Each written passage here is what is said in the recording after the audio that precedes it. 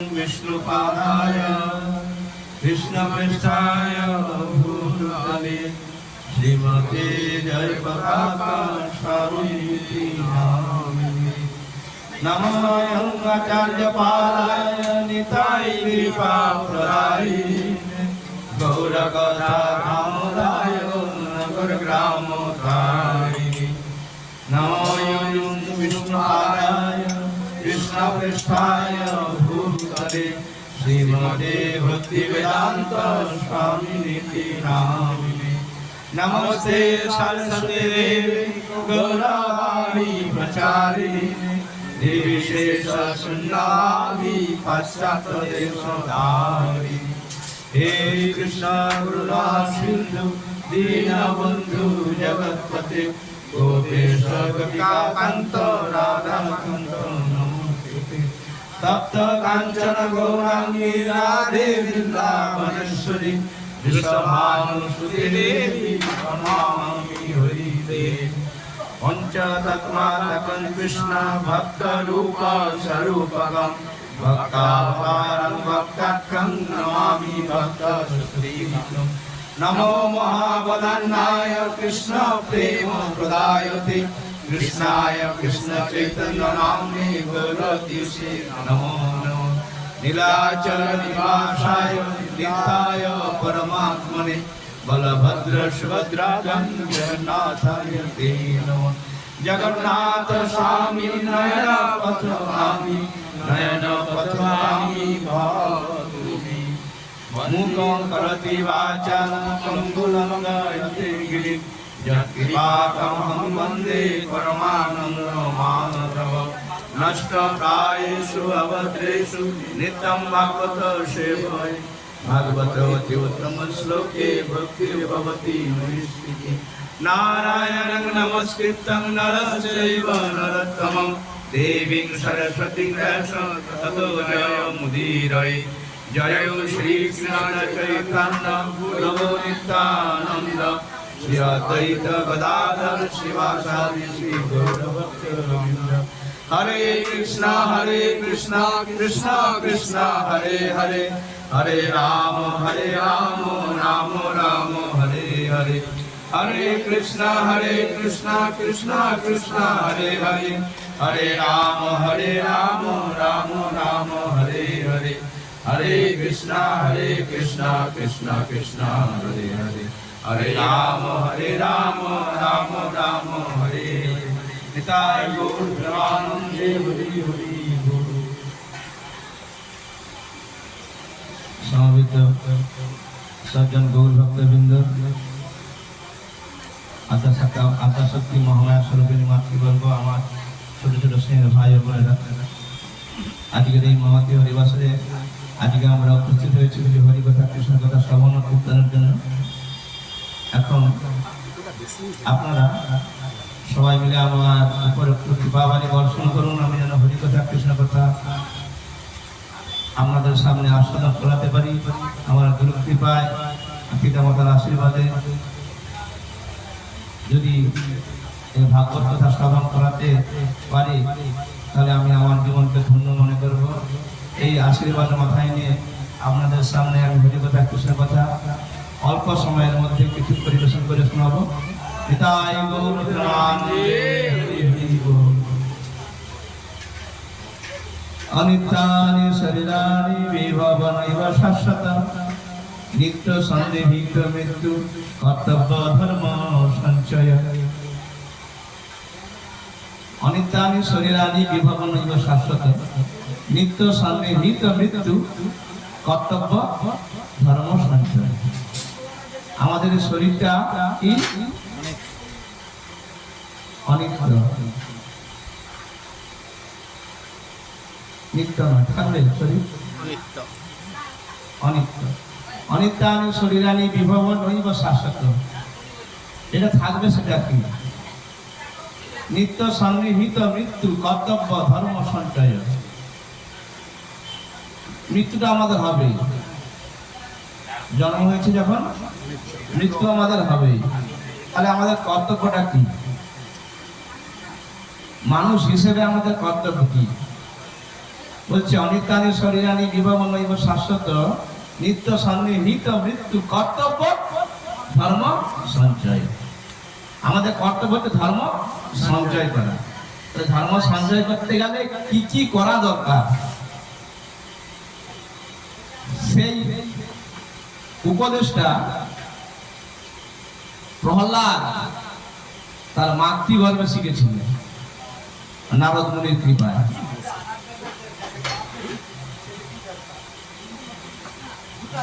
তো আজকে যে উপলক্ষে আমরা এখানে এসেছি, মানে অন্নপ্রাশন কালকে সকালবেলা, সেই শিশুটিকে এখন থেকে নামের মধ্যে তাকে প্রবেশ করাতে হবে, নামের মধ্যে যুক্ত রাখতে হবে। তাহলে এই হরিনাম সংকীর্তন আসর করার সুফল পাবে। মানে আজকের মতো যদি হরিনাম কীর্তন তাকে শুনিয়ে দেওয়া হয়, পরবর্তী সময় যদি তাকে শুনিয়ে না দেওয়া হয়, তাহলে কিন্তু এই হরিনামের সুফলটা পাওয়া যাবে না। কেন যে কোনো মুহূর্তে আমাদের কি আসতে পারে, মৃত্যু আসতে পারে। নিঃশ্বাসে বিশ্বাস নাই। যখন দেবতারা হিরণ্যকশিপুকে আক্রমণ করেছিল, হিরণ্যকশিপু সমস্ত কিছু লুটপাট করে নিয়ে গেছিল। হিরণ্যকশিপু আর কিছু করার ছিল না। হিরণ্যকশিপু কি করছিল, ভয়ে দৌড়াচ্ছিল। তো সেই অবস্থায় কয়াদু বনে গিয়ে কি করছিল, তাই বনেকে সুরক্ষা করার জন্য যে হিরণ্যকশিপু বলছিল যে কয়াদু তুমি আমার সঙ্গে বনে চলো, সেখানে সুরক্ষা পাবে। কিন্তু পেয়েছি কি, দেবতা তাকে মারতে চেয়েছিল। কেন? কয়াদু ছিল গর্ভবতী। কেন? অসুরের ঔরসে কয়াদুর গর্ভে অসুর সন্তান হবে। অসুরকে বিনাশ করার জন্য দেবতারা উঠে পড়ে লেগেছিল। কিন্তু সেই সময় নারদ মুনির কৃপায় নারদ মুনি বলেছিল না, এর গর্ভে অসুর সন্তান নেই, ভক্ত সন্তান আছে। কেন? নারদ মুনি জানতে পেরেছিল। কেন? তিনি হচ্ছেন মুনি, আবার ঋষি। তিনি মনের কথা জানতে পারেন, আবার ঋষিরা মুখ দেখে বলে দিতে পারেন তোমার কি ভবিষ্যতে হতে পারে। নারদ মুনিকে দেবতারা সবাই বিশ্বাস করেছিল। তাই নারদ মুনির কথা যখন দেবতারা কয়াদুকে না মেরে, যতক্ষণ না ওকে মারা হয় না, সন্তানের তখন প্রসব হয়, প্রসব হওয়ার পর ওকে মেরে তারপরে ওকে রেহাই দেবে। কিন্তু না, নারদ মুনির কথা তারা ফিরে গিয়েছিল। নারদ মুনি হচ্ছেন গুরু পরম্পরা দ্বারা একজন গুরুদেব, ব্যাসদেবের গুরুদেব নারদ মুনি। তো এই কথাটাই বোঝানোর জন্য বলছিলাম যে অনিত্যানি শরীরানি জীবনৈব শাশ্বত নিত্য সন্নিহিত মৃত্যু কর্তব্য ধর্ম সঞ্চয়। আমাদের ধর্ম সঞ্চয় করতে হবে। ধর্মটা কি? ধর্মটা হচ্ছে হরে কৃষ্ণ, হরে কৃষ্ণ। মাতাজি এই যে পাঠের সময় যেটুকুক্ষণ শুনবেন, আমরা বেশিক্ষণ থাকবো না, 1 ঘন্টা শুনবেন, মন দিয়ে শুনুন। যদি একটা কথা আপনার হৃদয়ে রাখতে পারেন তো আপনার জীবন ধন্য হয়ে যাবে। আর যদি আনমনা হয়ে শুনেন কিন্তু কিছু বুঝতে পারবেন না। কেন? উদাহরণ দিচ্ছি, জল দেখেছেন? জলে মুখ দেখা যায়? হ্যাঁ, সত্যি মুখ দেখা যায়। জল যদি নড়ে মুখটা দেখা যাবে? এই জন্য ভাগবত শুনতে গেলে স্থিত প্রজ্ঞা হতে হবে। যেটুকু শুনবেন মন দিয়ে শুনবেন, আপনার জীবনে কাজে লাগবে। যদি আপনি মন দিয়ে না শুনেন, মন যদি চঞ্চল হয়, তাহলে আপনি ভাগবত কথা এই কান দিয়ে শুনবেন, সে কান দিয়ে বেরিয়ে যাবে। কোনো বস্তুই আপনি হৃদয়ঙ্গম করতে পারবেন না যেটা শুনে আপনি আপনার জীবনকে ধন্য করে তুলবেন। তাই শব্দের অর্থ কি? ধারণ করা। কিরকম ধারণ করবেন? এই যে মালা ধারণ করেছেন, তিলক সেবা করেছেন, শিখা রেখেছেন, বেশ ধারণ করা। কি ধারণ করবেন? উদাহরণ কেমন? ভগবান আমাদেরকে ধরে রেখেছে, এটা বিশ্বাস করেন? হ্যাঁ কি না? ভগবান আমাদের ধরে রেখেছেন, আমরা ধরতে পারছি?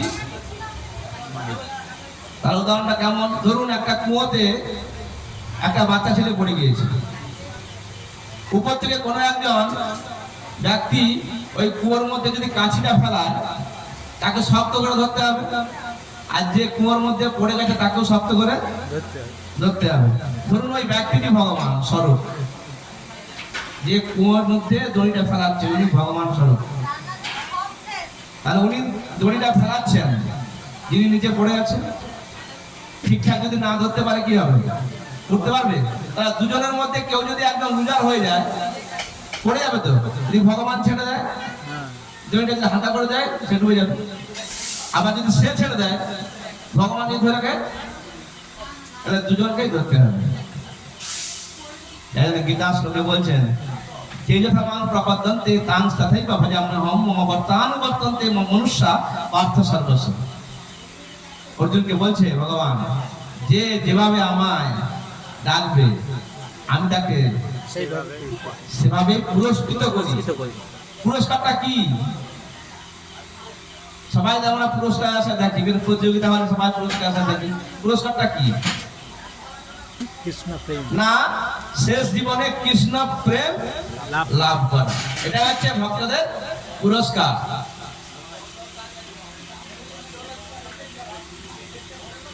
আজ পৃথিবী এত টলমল কেন? কিসের ভারে?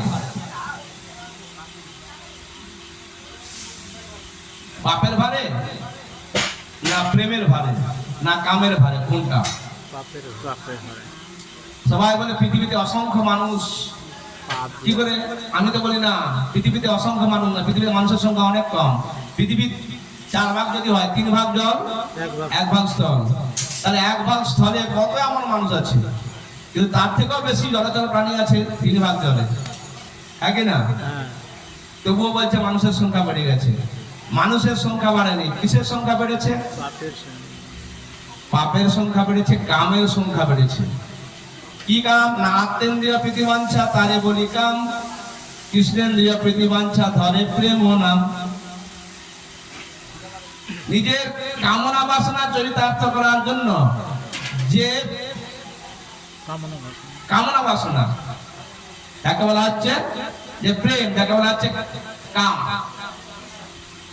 আমার ওকে ভালো লেগেছে, এক্ষুনি চাই, ওটা ভালো হচ্ছে এক্ষুনি চাই। নিজের আত্মাকে তৃপ্তি করার জন্য, যে ইন্দ্রিয়কে তৃপ্তি করার জন্য যে কামনা বাসনা ধরে হচ্ছে কাম, কামে পরিণত হয়। আর কৃষ্ণেন্দ্রিয় প্রীতিবাঞ্ছা ধরে প্রেম নাম। তাহলে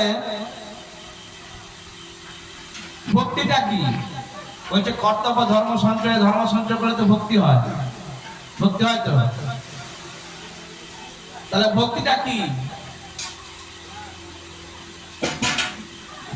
অনেকে সবাই বলে, শুনি মাঝে মাঝে, যে ভক্তি থাকলে ভগবানকে ডাকা যায়। ভক্তিটা তো সহজলভ্য বস্তু নয় যে বাজারে কিনতে পাওয়া যায়। 500 টাকার ভক্তি কিনে নেবেন, ঘরে বসে ভক্তি পাওয়া যায় না।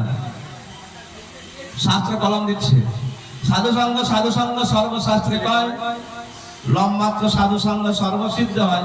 আমি বলিনি, কে বলেছে? কবিরাজ কৃষ্ণদাস গোস্বামী বলেছেন চৈতন্য চরিতামৃত। সাধু সঙ্গ না করলে তোমার ভক্তি লাভ হবে না। তুমি ঘরে বসে ভজন সাধন করলেও ভক্তি লাভ হবে না। কেন? ভক্তিটা দুটো জিনিসের উপর দাঁড়িয়ে আছে। একটা হচ্ছে গুরু কৃপা, দ্বিতীয় হচ্ছে ভজন বল। একটা গুরু কৃপা, দ্বিতীয় হচ্ছে ভজন বল। যদি কারো গুরু কৃপা না থাকে, ভক্তিতে এগোতে পারবে না। আর গুরু কৃপা পাওয়ার পর সে যদি ভজন সাধন ঠিকঠাক না করে, তার ভক্তি কোনোদিন অর্জন হবে না। বোঝা গেল? যাদের গুরু হয় মানে গুরুদেব যারা ধরেননি বা গুরু দীক্ষা যারা হয়নি তাদেরকে অবশ্যই গুরুচরণ আশ্রয় করতে হবে। আর গুরুচরণ আশ্রয় করে আপনাকে ঠিকঠাক জায়গায় পৌঁছতে হবে। মানুষের জীবনের ঈপ্সিত লক্ষ্য হচ্ছে কৃষ্ণ প্রেম লাভ করা। ভক্তিটা কি? ভক্তিটা এটাই, কৃষ্ণের প্রীতিপূর্বক। কৃষ্ণ কিসে ভালো থাকবে, কি করলে কৃষ্ণ খুশি হবেন, কি করলে কৃষ্ণ সুখী হবেন, এটা হচ্ছে ভক্তি। কি করলে আমি সুখী হব এটা ভক্তি না, কি করলে কৃষ্ণ সুখী হবেন এটা হচ্ছে ভক্তি।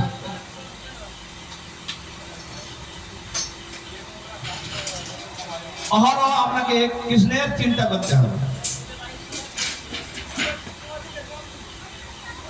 কৃষ্ণ চিন্তাবিহীন আপনার ভক্তি অর্জন হবে না।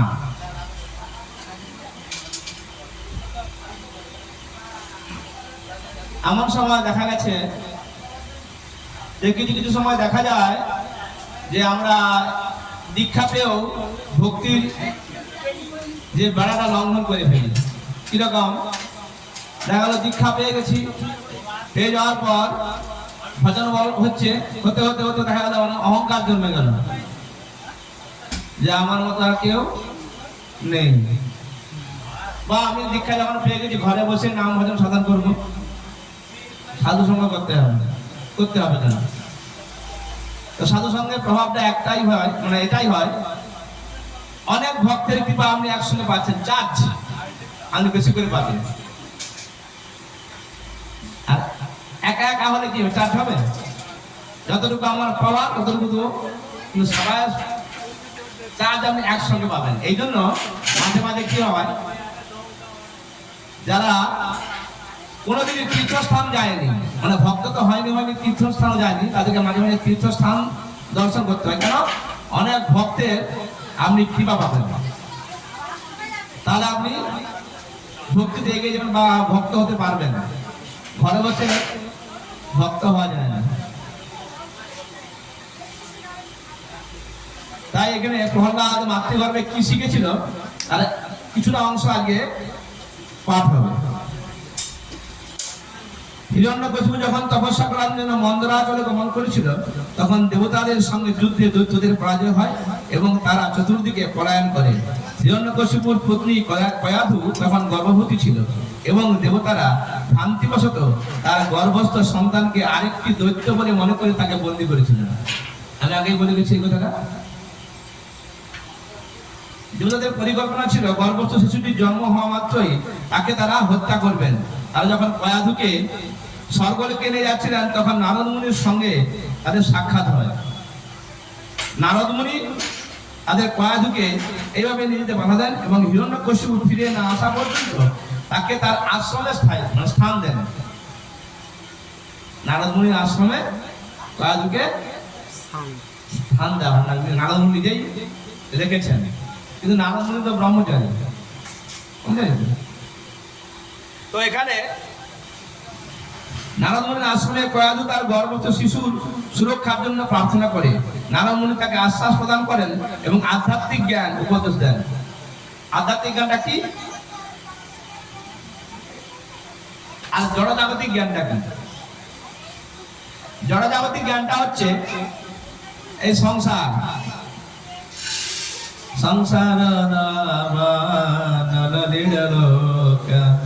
প্রাণায় কারুণ্য ঘন ঘনাত্ম প্রাপ্তস্য কল্যাণ গুণার্ণবস্য বন্দে গুরু শ্রী চরণারবিন্দ বন্দে গুরু শ্রী চরণারবিন্দ বন্দে গুরু শ্রী চরণারবিন্দ। এই সংসার দাবানল। দাবানলটা কি না, বনে গাছের সঙ্গে গাছে আপনা আপনি ঘর্ষণ লেগে আগুন জ্বলে যায়। এই সংসার দাবানলটাও তেমন। যদি আপনি ছাড়ার চেষ্টা করুন আপনাকে ছাড়বে না। যতক্ষণ আপনি হরিকথা শুনবেন ততক্ষণ আপনার মন কিন্তু ভালো। আপনি চলে যান, আপনাকে আপনার ছেলে আমাকে খেতে দাও, সে বলছে আমি চাকরিতে যাবো আমাকে খেতে দাও, সে বলছে আমার ব্যাগটা বার করে দাও, নানা রকম কাজে আপনি জড়িয়ে পড়বেন। তাহলে এই সংসার দাবানল থেকে উদ্ধার করার একমাত্র নাবিক কি? গুরুচরণ। কর্ণধার কি? গুরু। গুরু কৃষ্ণের রূপম শাস্ত্রের প্রমাণে, গুরু রূপে কৃষ্ণ কৃপা করেন যত ভাগ্যবানে। ভগবান শ্রীকৃষ্ণ গুরু রূপে এসেছেন। যার গুরু বল আছে তিনি জীবনে এগিয়ে যাবেন, যার গুরু বল নাই তিনি পিছিয়ে পড়বেন। যার গুরু দীক্ষা হয়নি তিনি পশুর সমান। তুলসীদাস বলছে রামচরিতমানস হচ্ছে দীক্ষাবিহীন মানুষ পশুর সমান। আপনার বাড়িতে যদি আপনার দীক্ষা না হয়, আপনার বাড়িতে গুরুদেব আসলে আপনার হাতে এক গ্লাস জল খাবে? খাবে না। কেন? আপনি অদীক্ষিত, পশুর সমান। আমি বলছি, শাস্ত্র বলছে পশুর সমান। পশুরা সব খায়, আপনিও সব খান। পশুরাও ঘুমায়, আপনিও ঘুমান। পশুদের ভয় আছে, আপনারও ভয় আছে। পশুরাও মৈথুন করে, আপনিও মৈথুন করেন। তাহলে পশুদের সঙ্গে আমাদের তফাৎ কি? আমরাও ঘুমাই, পশুরাও ঘুমায়। আমাদের ভয় আছে, পশুদের ভয় আছে। আপনারাও বংশ বিস্তার করেন, আমিও বংশ বিস্তার করি, পশুরাও করে। তাহলে পশুদের সঙ্গে আমাদের তফাৎ কি? একটাই তফাৎ, যেটা হচ্ছে পশুদের কোনো চেতনা শক্তি নাই। আছে চেতনা শক্তি? একটা কুকুরকে ভালো করে রান্না করে দিন, আমিষ জাতীয় জিনিস, সঙ্গে সঙ্গে টাটকা খাবার দিন, খেয়ে খুব খুশি। আবার 4 দিনের পচা বাসিটা দিন, খেয়ে খুশি। তার ভালো মন্দ বিচার করার ক্ষমতা নেই। কিন্তু মানুষের সামনে যদি একটা পচা জিনিস খেতে দেওয়া হয়, আপনার আগে নাকটাই বলে দেবে ওটা সরিয়ে দেওয়া। হ্যাঁ কি না? তবু আমরা খাই। কিরকম খাই? বাজারের পচা মাছটা 25 দিনের পচা, বড় ফাঁকা দিয়ে আসে, তাকে আমরা খাচ্ছি। তবু বলছি কি সুন্দর। কেমন? মানুষ এখন শুকরে পরিণত হয়ে গেছে। হয়তো কথাটা শুনতে খুব খারাপ লাগবে, মানুষের গায়ে লাগবে, মানুষ শুকরে পরিণত হয়ে গেছে। শুকরে একটু ভালো লাগে বিষ্ঠা, মানে পায়খানা। পায়খানা দিতে তার খুব ভালো লাগে। আর মানুষের পচা জিনিস খেতে খুব ভালো লাগে।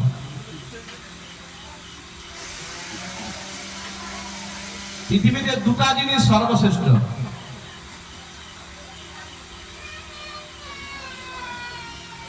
কি সর্বশ্রেষ্ঠ? পৃথিবীতে একটা জিনিস সর্বশ্রেষ্ঠ, ভুল বলা হলো। একটা জিনিস সর্বশ্রেষ্ঠ, সেটা কি? আর 3টা বললে ক্ষতি নেই। আমিষ আহার, আপনাকে যদি বিচার করতে দেওয়া হয়, আমিষ আহার, নিরামিষ আহার, প্রসাদ, কোনটা সর্বশ্রেষ্ঠ? আমরা বিচারে আপনারা কি বলবেন? আমিষ আহার সর্বশ্রেষ্ঠ না। নিরামিষ আহার সর্বশ্রেষ্ঠ? তাও না। প্রসাদ সর্বশ্রেষ্ঠ? একদম 100% ঠিক। কেন? আমিষ আহার সর্বশ্রেষ্ঠ নয়, নিরামিষও সর্বশ্রেষ্ঠ নয়। কারণ নিরামিষ তো অনেকে খায়, খায় না? ডাক্তারের অনুমতিতে অনেকে নিরামিষ খায়, পেটের রোগে খায় তো। কিন্তু নিরামিষও সর্বশ্রেষ্ঠ নয়। কেন? ওই নিরামিষ রান্নাকে যখন ভগবানের সামনে ভোগ দেওয়া হবে, সেটা যখন প্রসাদ হয়ে বেরিয়ে আসবে, সেটাই হবে সর্বশ্রেষ্ঠ। তবু আমরা জানতে শুনতে আমিষ আহারটাই ভক্ষণ করি। সবাই আমরা বলি প্রসাদ প্রসাদ প্রসাদ প্রসাদ, সামান্য নয়। নাকি তো ভোজনটা জানিয়া শুনে প্রসাদ পাইলে বদনাম প্রাপ্ত হয়। কি জানবো, কি শুনে? সাধারণ জ্ঞানগুলো মানুষের নেই বলে মানুষ আগে আমিষ আহার ভক্ষণ করছে। আমাদের বৈষ্ণব ধর্ম অনেকে আছে আমিষ খায়, মাছের বাজারে ব্যাগ নিয়ে মাছ কিনে মাংস কিনে। কেউ দাঁড়িয়ে থাকলে কারো যদি কষ্ট হয় আমাকে বর্ণনা করতে পারে।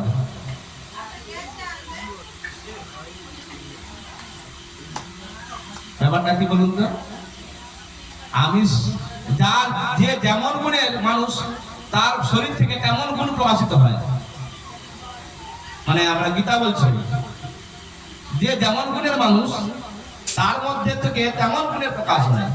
কেমন না, প্রত্যেকটা মানুষের শরীরে 3টা করে গুণ আছে, সাত্বিক, রাজসিক, তামসিক। তো যে যেমন আহারের প্রতি ভালোবাসা মানে খায়, তার তেমন আচারটা শরীর থেকে বের হয়। বাঘের মানে ব্যবহারটা কেমন? বাঘ দেখলে কি আপনাকে আদর করবে? আপনার খাবে তো। তার আহারটা যেমন তার আচারটাও তেমন, তাই না? তো আপনি যদি বাঘের মতো আহার করেন আচারটা কেমন হবে? নর্মাল হবে না উগ্র হবে? ব্যাস, পরিষ্কার গোদা বাংলায় কথাই বলে। তাহলে এটা যারা আমিষ আহার ভক্ষণ করে তারা হচ্ছে তামসিক। রাজসিক কারা? আমিষও খাবে, আবার লুচি, পুরি, মন্ডা, মিঠাই সবই খাবে, প্রসাদও খাবে। ভগবানের প্রসাদও খেতে একবার, সব মাঝে যদি একবার হয় বা সপ্তাহে একদিন হয় বা 15 দিনে একবার হয়, বছরে একবারে খাবে। তাহলে প্রসাদের ক্রিয়া হচ্ছে না কেন? কেন প্রসাদের ক্রিয়া হচ্ছে না? বছরে একদিন প্রসাদ খেলেও কিন্তু প্রসাদের ক্রিয়া হয়, হচ্ছে না কেন? একদিন প্রসাদ খেলেন, 365 দিনে একদিন প্রসাদ খেলেন, আর 364 দিন আমিষ খেলেন, তাহলে দুটোকে দাঁড়িয়ে পাতায় ফেলান, ক্রিয়া হবে?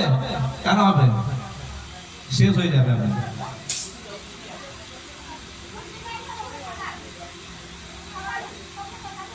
এরা হচ্ছে রাজসিক, লুচি, পুরি, মন্ডা, মিঠাই খাবে, আমিষও খাবে। তামসিক কারা? মাংস খাবে, মাংসের সঙ্গে শুধু মাংস ভালো লাগে না, তার সঙ্গে একটু 1 গ্লাস হলেই আরো ভালো লাগে, যেটা বাঁশ বাগানে বসে খাওয়া যায়, সেটা তামসিক। তারা অতপতিত জীব। সাত্বিক কারা? যারা নিরামিষ খায়, সাত্বিক নয়। যারা প্রসাদ ভোজী, এরা ভগবানকে সেবা না দিয়ে সেবা করে না, তারা সাত্বিক। তাদের সঙ্গে কথা বলবেন,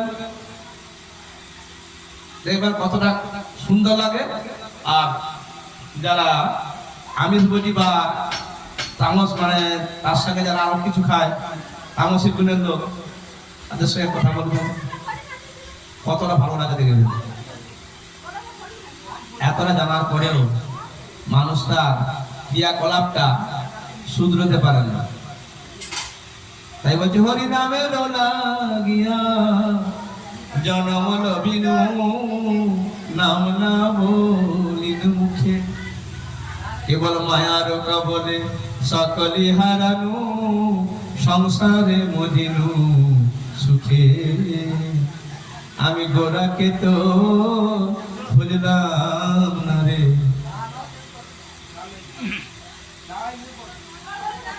মায়ার জালে আটকে গেলাম, গোরাকে তো বুঝলাম না রে। বলে সাধু সঙ্গ হলো না রে, গোরাকে তো বুঝলাম না রে। সাধু সঙ্গ করলাম না, প্রসাদ সেবা করলাম না, ভগবানকে দর্শন করলাম না, তীর্থস্থান দিলাম না, তুলসী তলায় 1 গ্লাস জল ঢাললাম না, তাহলে জীবনে করলাম কি? পয়সা কার নেই, টাকা কার নেই? একজন বাঁশ বাগানে থাকে, রাত্রেবেলায় তিরপল টাঙিয়ে রেল লাইনে দাঁড়িয়ে দেখুন, তারও পয়সা আছে। আপনি 20 টাকার মালিক, আপনার পয়সা। তফাৎ কি? আপনি কৃষ্ণ ভজন করেন না, সে করে, এটাই তফাৎ। সব কিছু করেছেন, আপনি কৃষ্ণ ভজন করেন না, আপনি মানুষের আওতায় পড়েন না। যে কৃষ্ণ ভজন করে ভগবান কৃপা করে। কৃষ্ণ পরিবার তো যে সংসারে আয়ুনি আয়ুনু মিছে মায়ায় বদ্ধ হয়ে বৃক্ষ সমহীন। চৈতন্য চরিতামৃতে কবিরাজ কৃষ্ণদাস গোস্বামী কলম দিচ্ছেন, জীবের স্বরূপ হয় নিত্য কৃষ্ণ দাস। তাহলে এই যে আজকে বাড়িতে, যার বাড়িতে ভাগবত হচ্ছে, উপলক্ষ অন্নপ্রাশন, 10 রকমের নিয়ম আছে। প্রথমে যেমন গর্ভধান, গর্ভ সংস্কার, গর্ভধান, তারপরে হয় কি ষষ্ঠী পুজো, এই সাধুবক্ষণ, ষষ্ঠী পুজো, অন্নপ্রাশন, আবার হচ্ছে মানে কি বলা হয়, এরকম ভাবে 10 রকমের উপাচার আছে যেগুলো আমাদের মানুষের জীবনে করতে হয়। শাস্ত্র অনুগত হয়ে করতে হবে।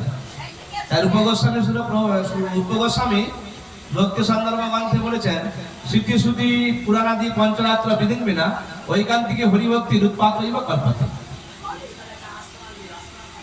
অনেক পুজো আচার হচ্ছে, অনেক ঢাক বাজনা বাদ্যি বাজছে বিভিন্ন জায়গায়, কিন্তু সেই পুজো যদি শাস্ত্র মতে না হয়, সেটা সমাজে উৎপাতের কারণ হয়। কারণ হয় না? দেখুন, আপনি ভালো করে সংকল্প করলেন, যে কোনো পুজোর সময় পুজো করলেন, কালী মাতা হোক, দুর্গা দেবী হোক, পুজো করলেন, যখন ভাসানের দিন দেখুন কি হয়, দেখতে ভালো লাগে? ভালো লাগে? আমার তো মনে হয় অনেকে ভালো লাগে, তাহলে এত ভিড় হয় কি করে ভাসানের দিন? ড্রিঙ্ক করে সেই মাকে এখন জলে ডুবিয়ে ডুবিয়ে ফেলাচ্ছে, উল্টো দিকে মুখ করে। মা বলছে তুমি যাবে না? মা বলছে যাবো না, আমি যাবে না, জোর যাকে মারছে। মা বলছে ঠিক আছে, আমাকে তোমরা এখন যাকে মারছো, আমার যেদিন সময় হবে আমিও তোমাকে যাকে মারবো। এই হচ্ছে কৃষ্ণ কারো কি আশা পূরণ করেনি এমন কেউ আছে? কৃষ্ণ আশা পূরণ করেনি এমন কেউ আছে? কৃষ্ণ প্রত্যেকেরই আশা পূরণ করে, যে যেমন চায় তাকে তেমন দেন। কাউকে তিনি ফিরিয়ে দেন না। তাই এই দিব্য জ্ঞান হচ্ছে ভগবত ভক্তি। প্রহ্লাদ মহারাজ তার মাতৃঘরে অবস্থানকালে নারদ মুনির কাছে ভগবত ভক্তির উপদেশ প্রাপ্ত হয়েছিলেন। যে ব্যক্তি সদ্গুরুর নির্দেশ অনুসারে ভগবত ভক্তিতে যুক্ত হন, তিনি তৎক্ষণাৎ মুক্ত হয়ে যান। সদ্গুরুর চরণ আশ্রয় হতে হবে, তাহলে আপনার জীবন সঙ্গে সঙ্গে আপনি ধন্য হয়ে যান, মুক্ত হয়ে যাবেন। আর সদ্গুরু যদি না হয়, অসৎগুরু যদি হয়, আপনি মুক্ত হবেন না। কেন? গুরুও সব খায়, আমিও সব খাই। মানে হেলে সাপ দেখেছেন? হেলে সাপ একটা যে বড় ব্যাঙ ধরে পারে গিলতে পারবে, তাহলে ব্যাঙেরও কষ্ট, হেলে সাপেরও কষ্ট। কিন্তু জাত সাপ যদি ধরে ব্যাঙ, তার 3 টাকায় মৃত্যু, হয় ইস্পাত না হয় উস্পাত। যদি জাতগুলো আপনি ধরেন, তাহলে আপনি হয় উপরে উঠে যাবেন, না হলে এই ধরে রাখতে পারেন। আর যদি হেলে সাপের মতো গুরু হয়, তোরাও সব খা, আমিও সব খাই, হরিনাম কর, সব কর, কোনদিন বলবে না যে আস্তে আস্তে অগ্রগতি এগিয়ে যা, বলবে না।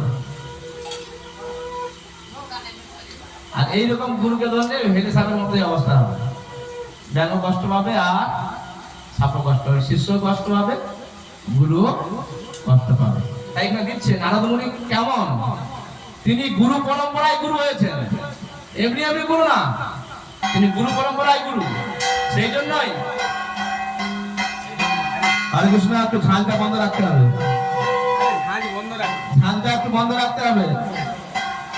ঠিক আছে।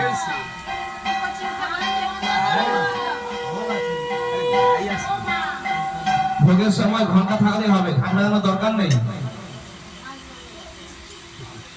আপনাকে খেতে দিয়ে দিলাম, ঘন্টা বাদ দেয় তোমার সামনে কানে কানে দিতে হবে, কি করি ধান বাদ দেয় কি হবে, শান্তিতে খেতে পারবেন? এটা হচ্ছে আত্মবাদ সেবা। আত্মনিবেদন তুয়া পদে করি হইনু পরম সুখী। দুঃখ দূরে গেল, চিন্তা না রহিল, চৌদিকে আনন্দ দেখি। নটা ভক্তির মধ্যে আত্মনিবেদন।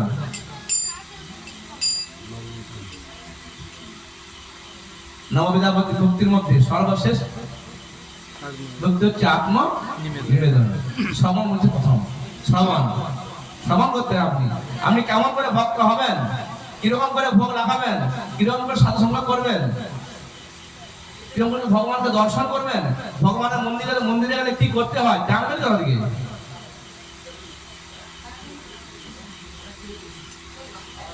কিন্তু সবই হচ্ছে ভক্তির অঙ্গ।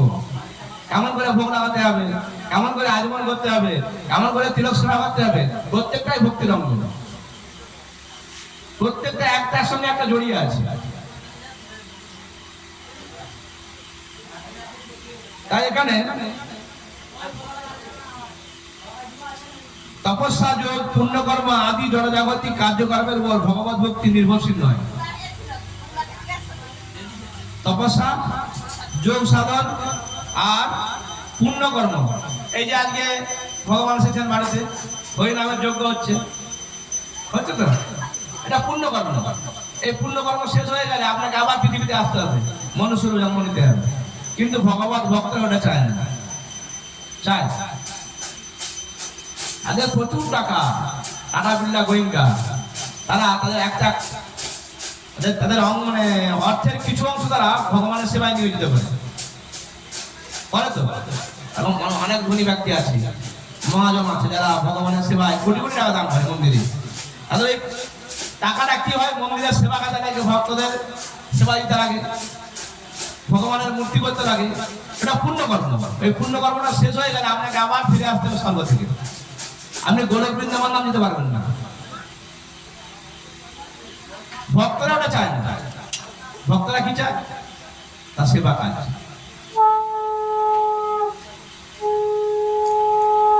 জন্মে জন্মে যেন তব নাম গুণ গায়। যে গুণে আমি জন্মগ্রহণ করি না কেন, হে প্রভু, আমি যেন তোমার নাম গুণ কীর্তন সেবা কাজে যেন নিযুক্ত থাকতে পারি, এটাই ভক্তদের আশা। তাই তো? তাই প্রহ্লাদ মাতৃগর্ভে থাকার সময় নারদ মুনির প্রতিদিন এই ভাগবত কথা শ্রবণ করতেন। তাই তো প্রেমানন্দ দাস বাবাজি বলছে, যেই কর্ণ নিরন্তর কৃষ্ণ কথা শুনে, কি বললাম, ভালো লাগছে পাঠটা, যেই কর্ণ নিরন্তর কৃষ্ণ কথা শুনে, সেই কর্ণ সার্থক জনম মানব জীবনে। তারা নিরন্তর কৃষ্ণ কথা, একদিন নয়।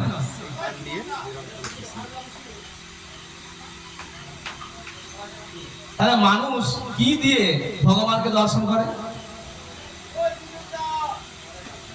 কে বলতে পারবে? মানুষ কি দিয়ে ভগবানকে দর্শন করে? হ্যাঁ, অনেকে বলে কেন আমাদের ভগবান তো চোখ দিয়েছে, আমরা চোখ দিয়ে দর্শন করি না। মানুষ কান দিয়ে দর্শন করে। হ্যাঁ, হরে কৃষ্ণ শুনছেন কি? কানে তো। এ শুনে আপনি হৃদয়ে প্রবেশ করছে। হৃদয়ের ভিতরে কে আছে? পরমাত্মার উপর শিরবিন্দ। হ্যাঁ, যাকে অস্ত্র দ্বারা কাটা যায় না, জল দ্বারা ভেজানো যায় না, আগুনে পোড়ানো যায় না। গীতায় কলম দিচ্ছে, অর্জুনকে বলছে ভগবান শ্রীকৃষ্ণ, নৈনং ছিদ্যন্তি শস্ত্রাণি নৈনং দহতি পাবকং ন চৈনং প্রজয়ন্তি আপো ন শস্যতি মারুতঃ।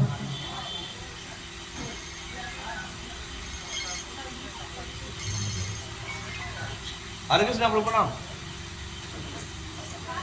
একটু পাঠ দিচ্ছি প্রভু। বলতে বলতে আত্মাকে জলে ফোটানো যায় আমাদের এই দেহের এদের কি আছে? পরমাত্মারূপী শিলবিন্দু। এই শিলবিন্দু কখন খুশি হন? আমরা তো উদর পূর্তি করার জন্য কি সেবা করি? আর সেবা করি। তাহলে এই শিলবিন্দু কিসে খুশি হবে? শিলবিন্দুর আহারটা কি? শিলবিন্দুর আহার কি?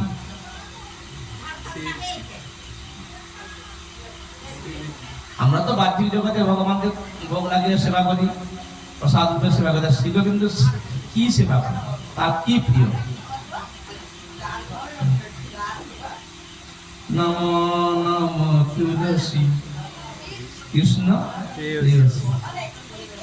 তাহলে ভগবানের প্রিয় কি? তুলসী পত্র।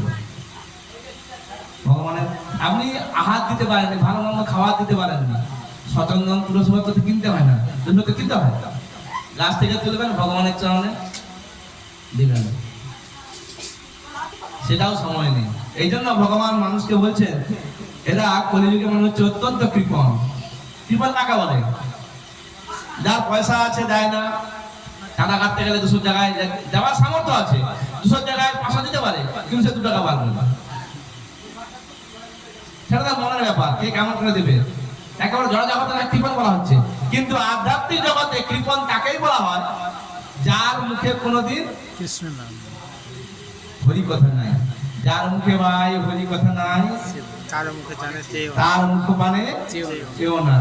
যাকে দেখে তুমি ভুলে যাবে হরি, তার কাছে তুমি যেও না। কদিন রহিবে ভব মাঝে আর, অবিলম্বে করো যাহা করিবার, পরের কথায় কিবা আসে যায়, মিছে দাগা তুমি পেও না। যার মুখে ভাই হরি কথা নাই, তার কাছে তুমি যেও না। ঘুম পাচ্ছে কারো? যাদের ঘুম পাচ্ছে পাখাটা বন্ধ করে দাও। ভাগবত শুনতে শুনতে ঘুম চলে আসে মানে কি? ভাগবতকে ভালোবাসে বলে ঘুম চলে আসছে। কি এদের ঘুম হয়নি, ভাগবত শুনবেন ঘুমে দিয়ে যাবে। যত ঘুম ভাগবত শোনার সময় দেখবেন, হরিনাম করুন ঘুমে দিয়ে যাবে। তাই নারদ মুনি বললেন, প্রহ্লাদ মহারাজ যদিও অসুর করে জন্মগ্রহণ করেছিলেন, তবুও তিনি সমস্ত ভক্তদের মধ্যে সর্বশ্রেষ্ঠ, মানে ছাই গাদায় পদ্ম ফুল। তাই তো অসুর কুলের মধ্যে ভক্ত, মানে ভক্তের মানে কিসে, মানে জঠরে ভক্ত তৈরি হয়নি।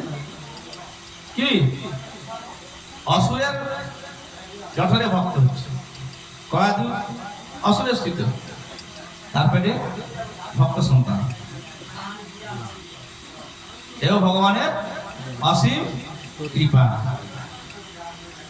তার সহপাঠী অসুর বালকদের দ্বারা এইভাবে জিজ্ঞাসিত হয়ে তিনি আমার কথিত উপদেশ সমূহ হেসে তাদের বলেছিলেন।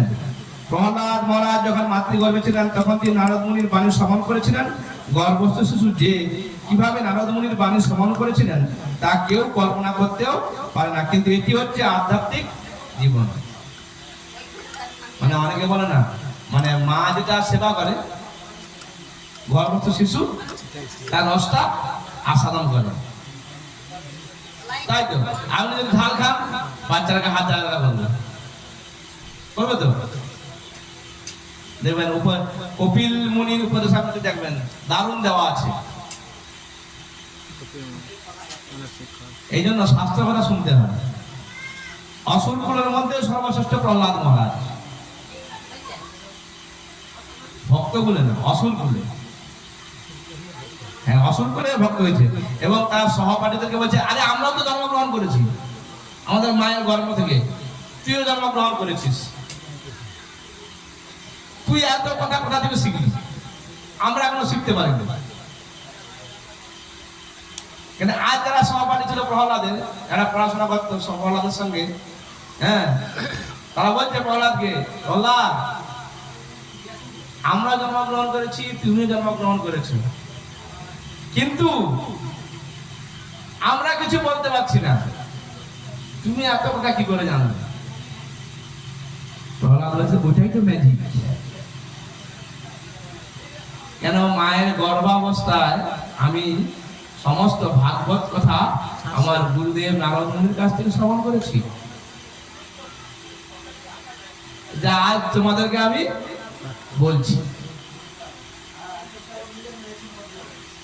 কিন্তু হিরণ্যকশিপু কি চাইছিল? যে তার ছেলে তার মতো রাজত্ব করবে, প্রজাদের থেকে কর নেবে। হ্যাঁ, কিন্তু প্রহ্লাদ বলছে আমি তো প্রহ্লাদ এক জায়গায় বলছে, আজকে আমি এই ভাগবতটা সকালবেলা দেখতে দেখতে এক জায়গায় খুব সুন্দর একটা কথা দেখেছি। কি কথা? প্রহ্লাদ বলছে ভক্ত তৈরি হতে গেলে কি করা দরকার। হরে কৃষ্ণ, নিতাই গৌর প্রেমানন্দে, হরি হরি বল। মাঝে মাঝে একটু হরি ধ্বনি দিলে কি হবে তো, এই ধসা পাকা গুলো পেটে যাবে।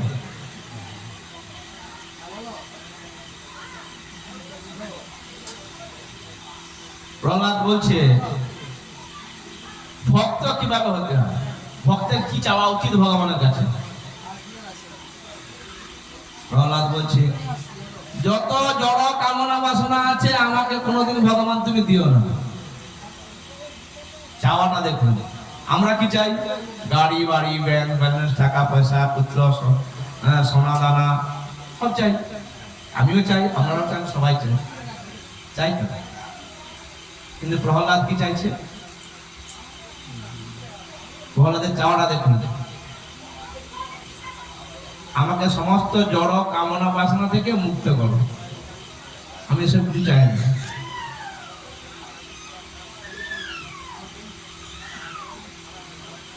হে প্রভু, তুমি আবার এই কৃপা করো, আমি যেন সবসময় তোমার নাম স্মরণ করতে পারি, সেবা কাজ করতে পারি, সমস্ত দিন যেন তোমার, সমস্ত ক্ষণ যেন তোমার সঙ্গে আমি থাকতে পারি। জড় কামনা আর আধ্যাত্মিক চিন্তা ভাবনা দুটো আলাদা।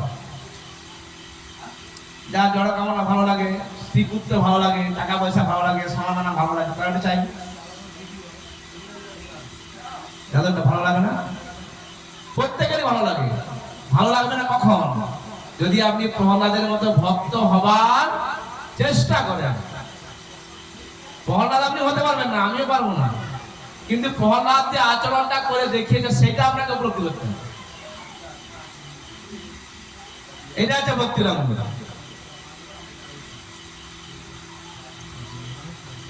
সেই কথাগুলো একটা একটা করে প্রহ্লাদ মহারাজ তার সহপাঠীদেরকে বলছি।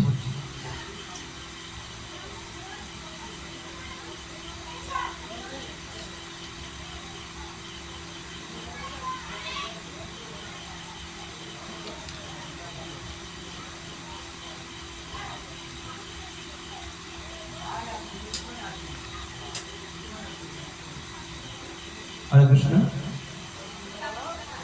দেবর্ষি নারদের সঙ্গে প্রহ্লাদ মহারাজের মা ছিলেন তো, তার আশ্রমে স্থান দিয়েছিলেন তো, কিন্তু তার আশ্রমে কি স্থান দেওয়া উচিত? উচিত কি? নারদ উচিত হয়েছে স্থান দেওয়া? একটা পরের বাড়ির মেয়েকে স্থান দেওয়া কেউ তো নেই, হ্যাঁ কি না? হ্যাঁ কি না? ঠিক হয়, ঠিক হয়। সবাই বলবে পরের বাড়ির স্ত্রীকে তুমি এক জায়গায় অন্য জায়গায় নিয়ে গিয়ে আশ্রমে ফাঁকা জায়গায় নিয়ে গিয়ে একের সঙ্গে থাকবে না, ঠিক? ঠিক কি? কিন্তু ঠিক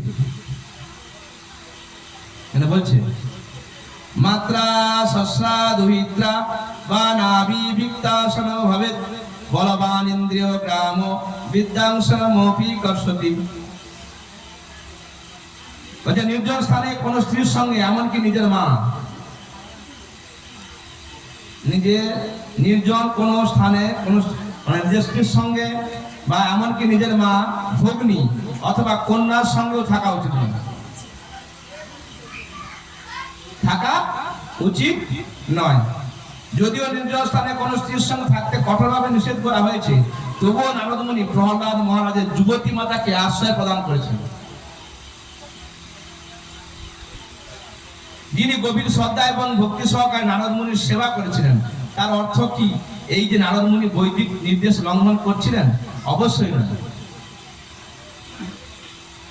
তাকে রেখেছিল তাহলে কি বৈদিক যে নির্দেশ শাস্ত্রে দেওয়া আছে এটা লঙ্ঘন করেছিলেন? শাস্ত্রে যেটা নিষেধ করা হয়েছে যে কোনো প্রস্তুতির সঙ্গ করা যাবে না, ঠিকই লঙ্ঘন করেছিলেন? শাস্ত্র বলছে না, লঙ্ঘন করে না। তাহলে কি হয়েছে ব্যাপারটা? নারদ মুনি হচ্ছেন মুক্ত পুরুষ। নারদ মুনি চিন্ময় স্তরে অবস্থিত একজন মহান ঋষি। আমরা জড়জাগতিক চোখে অনেক কিছু দেখতে পারি, উনির সঙ্গে কয়েকদিন অনেক কিছু মনে হয় কটা কেস না। নারদ মুনি হচ্ছেন চিন্ময় স্তরে আধ্যাত্মিক জগতের মুক্ত পুরুষ, যাকে কোনো পাপ গ্রাস করতে পারে না। তাই যদিও তিনি ছিলেন একজন যুবক পুরুষ, তবুও তিনি একজন যুবতী রমণীকে আশ্রয় প্রদান করে তার সেবা গ্রহণ করতে পারেন। শ্রী হরিদাস ঠাকুর দেখুন, এক পরমা সুন্দরী বেশ্যাকে কি করেছিলেন? হরি নামের দ্বারা মরিয়েছিলেন, তাই নয় কি? লক্ষ্য যাতে অনেক কিছু সে যেটা যে ভালো করে 2-3 দিন রাত্রে হরিদাসকে ভোলানোর জন্য সে পেরেছে। নামটা দেখুন হরিদাস। কার দাস? হরিদাস। আমরা কার দাস? আমরা হরিদাস। হরিদাস যদি হতাম নিত্যম সেবা করতাম। হ্যাঁ, এই ভাগবতে বলা আছে, সবটা বলুন নিত্যম ভাগবত সেবা। না, তার আগে এটা লাইক নষ্ট নষ্ট প্রায়েষু অবদ্রেষু নিত্যম ভাগবত সেবায় ভাগবত অতি উত্তম শ্লোকে ভক্তির ভবতি নৈষ্ঠিকী। তাহলে আমাদের এই হৃদয়টা সুন্দর কিসে হবে?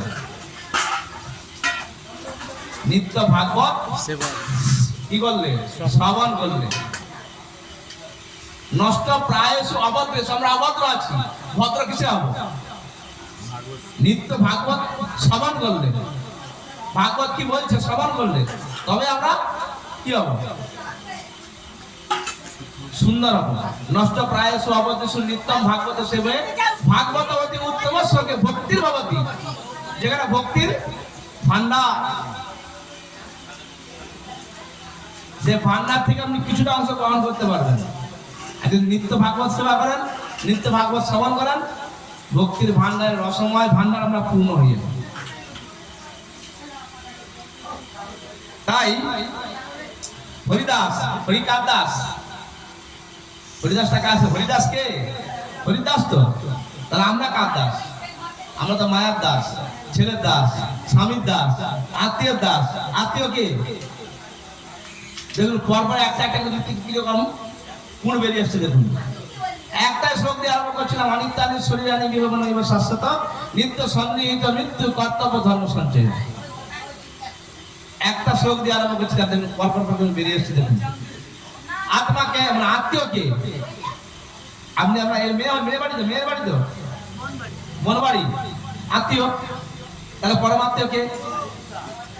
এটা তো আত্মীয়। পরমাত্মীয় কি? কি উপলক্ষে আসছেন আপনি? বাড়িতে ভগবান আসবে, ভগবানের ভোগ লাগানো হবে, প্রসাদ হবে, নানা রকম কীর্তন হবে, নাম গান হবে, সে আনন্দে আসছেন তো। এর পরম আত্মীয়। ভগবান হচ্ছেন পরম আত্মীয়, আমরা হচ্ছে আত্মীয়। পরম আত্মীয় আর আত্মীয় যত ভাব। আত্মীয় পরম আত্মীয়, নায়ক মহানায়ক, পরমাত্মীয়। পরমাত্মা হচ্ছে শ্রীকৃষ্ণ ভগবান, যিনি আমাদের এই হৃদয়ে বসবাস করে আছেন। হৃদয় যদি সুন্দর হয় ভগবান থাকবে, আর যদি অসুন্দর হয় চলে যাবে। যেখানে ভগবান থাকে সেখানে সেই জায়গাটা কি পরিষ্কার না পরিষ্কার? পরিষ্কার। অনেক বাড়িতে দেখবেন লক্ষ্মী পুজো করে, লক্ষ্মী সন্ধ্যা দেয়, হ্যাঁ, প্রদীপগুলো দেখবেন হাত দিতে ইচ্ছা হবে না। ভগবানের সেবা কাজ করবে কিন্তু অনেক দূরে। দেবীর সেবা কাজে ঠিকঠাক করতে পারেনি, ভগবানের সেবা কাজ করবে কি করে? ভগবান তো অনেক পরে। ভগবানের যে মানে ভগবান যাদেরকে চালনা করেন বিভিন্ন দপ্তর দিয়ে রেখেছেন, ইন্দ্র বরুণ চন্দ্র আদি নিজের দপ্তর দিয়ে রেখেছেন, সেইগুলো তো তারা ঠিকঠাক করে পুজোই করতে পারে না, ধূপ দেখাতে পারে না। প্রদীপটা শুধু দেখবেন, সপ্তাহে একদিন ব্রাহ্মণ ঠাকুর আসে, প্রদীপটা শুধু দেখবেন। এটা হচ্ছে ভক্তির প্রতিকূলতা। করতে হয় করে, জোরের মানে করে, ভক্তির অন্য কিছু নেই। অনেক আমি কীর্তন শুনেছি, আমিও কীর্তন করতাম, কীর্তন ছেড়ে আমি ভাগবতে শিখেছি। কীর্তনের গ্রাহক ভালো, নিষ্ঠা থাকে হয়তো, আর যারা আছে সব পছন্দ। তাহলে মহাপ্রভু এই পাষণ্ডদেরকে কিন্তু উদ্ধার করেছেন, তাই তার নাম না পতিত পাবন। মহাপ্রভু কি ভালো লোক উদ্ধার করেছেন? করেছে? মহাপ্রভু ভালো লোক উদ্ধার করেছে? ভালো লোক তো এমনিতে উদ্ধার হয়ে যাবে, ভক্তরা এমনিতেই উদ্ধার হবে, নাম করলে উদ্ধার হবে, প্রসাদ বাজিয়ে উদ্ধার পাবেন।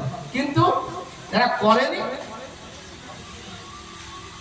মহাপ্রভু এত কৃপালু, একবার নামটা করলেই আপনাকে উদ্ধার করবেন। সেই নামটা কেমন বলছে? এক কৃষ্ণ নামে যত পাপ করে, পাপী সাধ্য নাই তত পাপ করে। এক কৃষ্ণ নামে যত পাপ করে, একজন পাপী সারাদিনে সে অত পাপ করতে পারে। তাহলে কৃষ্ণ নামের কি পাওয়ার, সেই নামটা কেমন করে করতে হবে আপনার কাছে জানতে হলে কোথায় আসতে হবে? এই ভাগবত আসতে হবে, সাধু সঙ্গ করতে হবে। আপনি যাকে তাকে জিজ্ঞাসা করলে আপনি জানতে পারবেন না, পারবেন?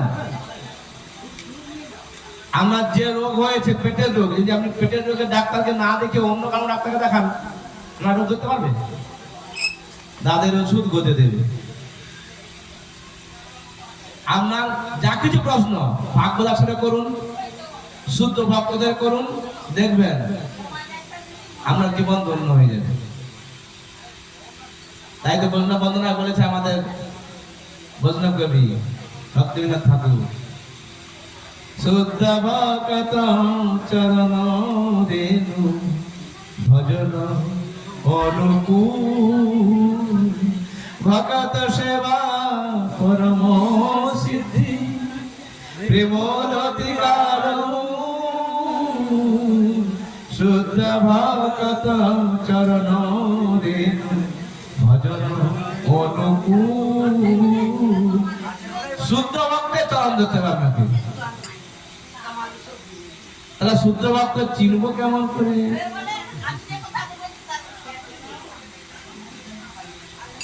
আপনাকে নিজেকে শুদ্ধ ভক্তে পরিণত হতে হবে, তবে আপনি শুদ্ধ ভক্তকে চিনতে পারবেন না, তাই তো? শুদ্ধ ভক্ত চরণ রেণু ভজনের অনুকূল, ভকত সেবা পরম সিদ্ধি প্রেম লতিকার মূল। তবে আপনার হৃদয়ে প্রেম জাগরিত হবে। শুদ্ধ ভক্তের চরণ ধরুন, চরণ ধুলি ধরুন, চরণ ধুলিকে মাথায় নিন, গোটা সর্বাঙ্গে মাখুন, শুদ্ধ ভক্তের সঙ্গ করুন। আর যদি অশুদ্ধ ভক্তের সঙ্গ করেন, আপনার জীবন শেষ। যেমন একটা লতানো গাছ কি হয়, কারো দ্বারা জড়িয়ে জড়িয়ে উপর দিকে উঠেছে। এই ভক্তিটা হচ্ছে ঠিক লতানো গাছের মতো, খুব ঠুনকো।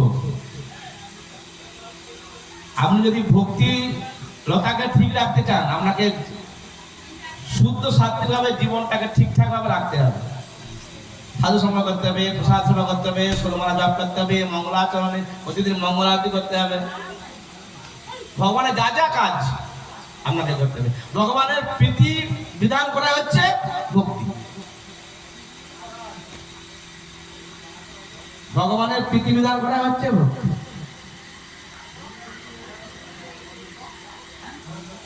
এই জন্যই শ্রী হরিদাস ঠাকুরের আশীর্বাদে এক শুদ্ধ ভগবত ভক্ত বৈষ্ণবীতে পরিণত হয়েছিল। লক্ষ্য হয়ে কে ছিল? বেশ্যাত। কিন্তু হরিদাসের সঙ্গ করার ফলে সে বৈষ্ণবীতে পরিণত হল। হরিদাসের এমন পাওয়ার 3 লক্ষ নাম জপ করতেন প্রত্যেক দিন, তাই তাকে বলা হচ্ছে নামের আচার্য। নামাচার্য হরিদাস ঠাকুর কি জয়। গৌর প্রেমানন্দে হরি হরি বল। নামের আচার্য, তাহলে আর কাউকে নামের আচার্য বলা হয়নি কেন? হরিদাস ঠাকুর নাম ছাড়া কিছু জানতেন না।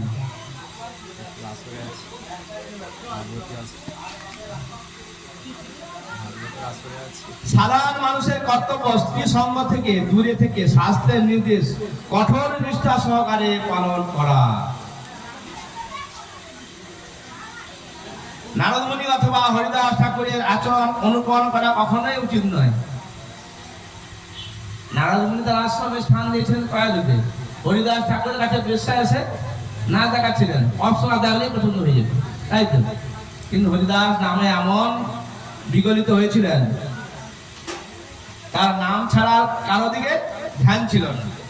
কিন্তু আমরা সাধারণ মানুষ, আমরা হচ্ছে সমস্ত মানুষ সংসারের মায়াজালে আবদ্ধ।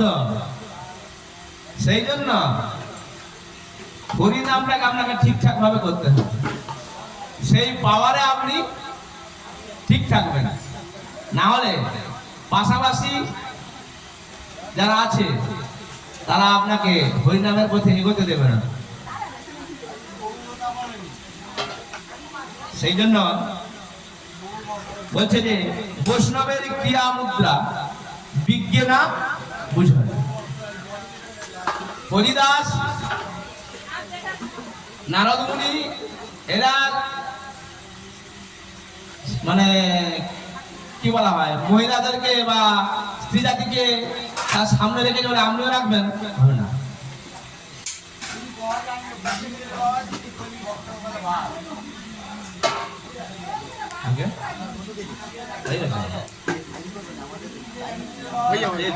আমাদের এখানে কোনো সিস্টেম নাই, যা হবে সেটা একদম সঠিক হবে। হরে কৃষ্ণ। ঠিক আছে, এরপরে প্রোগ্রাম আছে আমাদের, মানে অন্যান্য প্রোগ্রাম। এনাদের সব রেডি হয়ে গেছে। আমাদেরও ভাগবত প্রায় শেষের মুখে, একদম আর 2 মিনিট পরে আমরা ভাগবত সত্যি যার প্রস্থান করব। তাই প্রহ্লাদ মহাদেবের মাতা কয়াধু সর্বতভাবে ভয়মুক্ত হয়ে নারদ মুনির রক্ষণাবেক্ষণে ছিলেন। তেমনি নারদ মুনি তার চিন্ময় স্মৃতিতে নির্ভয়ে একজন যুবতী রমণীর সঙ্গে ছিলেন। নারদ মুনি, হরিদাস ঠাকুর প্রমুখ আচার্যরা যারা ভগবানের মহিমা প্রচার করার জন্য বিশেষ শক্তি দ্বারাই আবিষ্ট, তারা কখনো জড়জাগতিক স্তরে অধ্যবসিত হন না। এই আচার্যকে একজন সাধারণ মানুষ বলে মনে করতে নিষেধ করা হয়েছে। আচার্যকে হরিদাস ঠাকুর, নারদ মুনি আর পরমারাধ্য হচ্ছে গুরুদেব, যিনি হচ্ছেন আচার্য দেব পরমারাধ্য। এদের শরণাপন্ন হলে আপনার এই আর আসক্তি থাকবে না। নামের প্রতি কিছু আসক্তি আসবে, আর সংসারের প্রতি বিরক্তি আসবে। সংসারের প্রতি বিরক্তি, নামের প্রতি আসক্তি আসবে। যদি গুরুচরণ সদ্গুরুচরণ আশ্রয় করে আপনি ঠিকঠাক ভজন মঠটাকে এগিয়ে নিয়ে যান। এখানে আমাদের ভাগবত কি করলাম, বিশ্রাম দিলাম। এটাই গৌর প্রেমানন্দে হরি হরি বল। জয় শ্রীকৃষ্ণ চৈতন্য প্রভু নিত্যানন্দ শ্রী অদ্বৈত গদাধর শিব রাধে।